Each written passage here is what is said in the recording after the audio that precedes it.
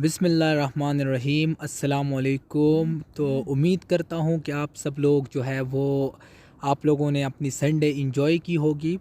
और आज जो हम टॉपिक पढ़ने जा रहे हैं वो बाइपोलर डिसऑर्डर का एक टाइप है।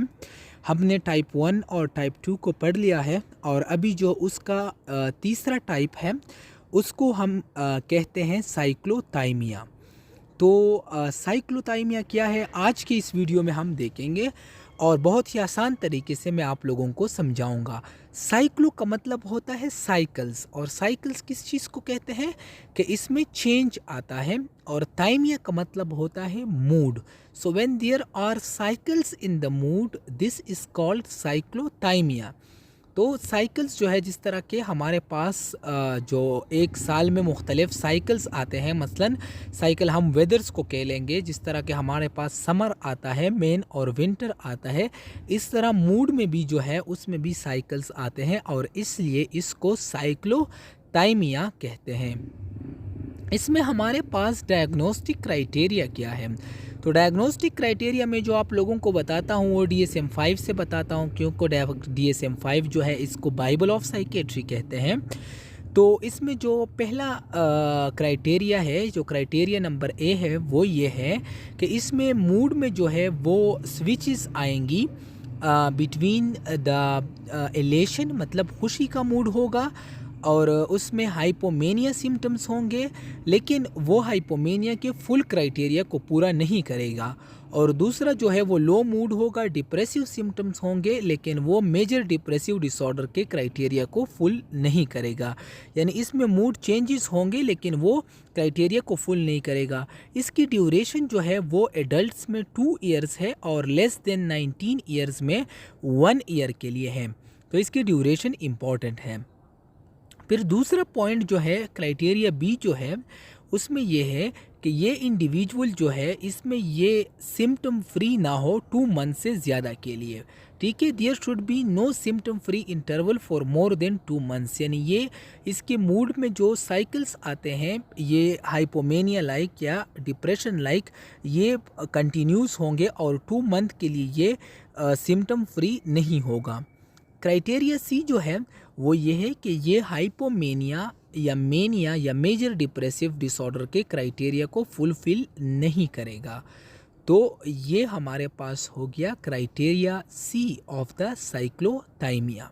तो हमने क्राइटेरिया ए पढ़ लिया कि उसमें जो है मूड चेंजेस आएंगे, हाइपोथाइमिक सिम्टम्स एंड डिप्रेसिव सिम्टम। फिर बी पढ़ लिया कि इसमें 2 मंथ्स के लिए जो है इंडिविजुअल कंप्लीट तरीके से ठीक नहीं होगा। और सी पढ़ लिया कि ये मेनिया, हाइपोमेनिया और डिप्रेसिव डिसऑर्डर के क्राइटेरिया को पूरा नहीं कर सकेगा। फिर इसमें क्राइटेरिया डी जो है वो ये है जो हमने टाइप 1 और टाइप 2 में भी पढ़ा कि ये किसी सब्सटेंस एब्यूज़ जिसमें हमारे पास चर्स आते हैं, आइस आते हैं, उस वजह से ना हो, या किसी मेडिकल कंडीशन की वजह से ना हो, जिस तरह के हाइपरथायराइडिज्म हो गया। तो इस चीज़ का चूँकि लिंकेज थोड़ा एंजाइटी के साथ है, तो जिस तरह के एंजाइटी में हमारे पास मेडिकल कंडीशन हाइपरथायराइडिज्म हो सकता है, यहाँ पर भी हमारे पास मेडिकल कंडीशन हाइपरथायराइडिज्म हो सकता है। क्राइटेरिया ई जो है हमारे पास कि ये किसी और साइकेट्रिक कंडीशन से एक्सप्लेन ना हो, मसलन हमारे पास जो साइकोसिस है या स्किज़ोफ्रीनिया है। तो इसके बाद हम आते हैं इसकी ट्रीटमेंट की तरफ।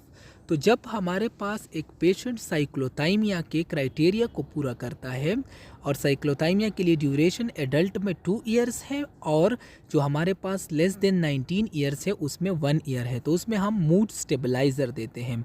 हमारे पास 2 टाइप ऑफ मूड स्टेबलाइज़र हैं। एक एपिवाल के नाम से आता है जिसको हम वल्प्रोइक एसिड कहते हैं, और ये जो है हमारे पास 250 मिलीग्राम और 500 मिलीग्राम में आता है।